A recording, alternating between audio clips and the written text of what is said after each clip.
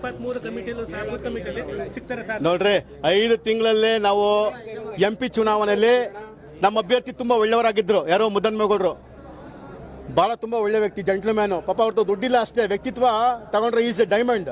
ಯಾರೋ ಮುದ್ದನ್ಮೇಗೌಡರು ದುಡ್ಡಿಲ್ಲ ಅಂತ ಜನ ಸೋಲ್ಸೋದು ಅಷ್ಟೇ. ಈ ಜಿಲ್ಲೆನಲ್ಲಿ ದುಡ್ಡು ಹೆಚ್ಚು ಖರ್ಚು ಮಾಡೋದು ಬಿಜೆಪಿನವರು, ಗೆದ್ದರಷ್ಟೇ.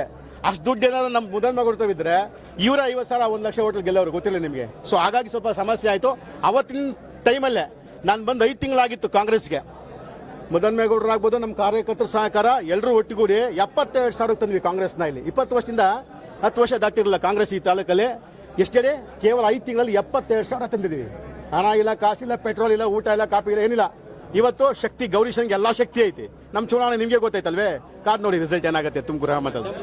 223 ಕಮಿಟಿಯಲ್ಲೂ ಸಹ ಬೂತ್ ಕಮಿಟಿಯಲ್ಲಿ ಸಿಗ್ತಾರೆ ಸರ್. ನೋಡ್ರಿ 5 ತಿಂಗಳಲ್ಲೇ ನಾವು MP ಚುನಾವಣೆಯಲ್ಲಿ ನಮ್ಮ ಅಭ್ಯರ್ಥಿ ತುಂಬಾ ಒಳ್ಳೆಯವರಾಗಿದ್ರು. ಯಾರೋ ಮುದ್ದನ್ಮೇಗೌಡರು ಬಹಳ ತುಂಬಾ ಒಳ್ಳೆ ವ್ಯಕ್ತಿ, ಜೆಂಟ್ಲ್ಮ್ಯಾನು. ಪಾಪ ಅವ್ರದ್ದು ದುಡ್ಡಿಲ್ಲ ಅಷ್ಟೇ, ವ್ಯಕ್ತಿತ್ವ ತಗೊಂಡ್ರೆ ಈಸ್ ಎ ಡೈಮಂಡ್.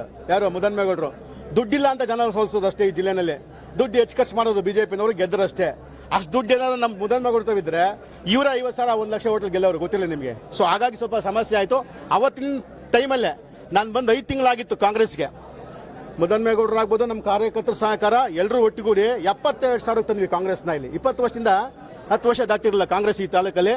ಎಷ್ಟೇ ಕೇವಲ 5 ತಿಂಗಳಲ್ಲಿ 72,000 ತಂದಿದ್ದೀವಿ. ಹಣ ಇಲ್ಲ, ಕಾಸಿಲ್ಲ, ಪೆಟ್ರೋಲ್ ಇಲ್ಲ, ಊಟ ಇಲ್ಲ, ಕಾಪಿ ಇಲ್ಲ, ಏನಿಲ್ಲ.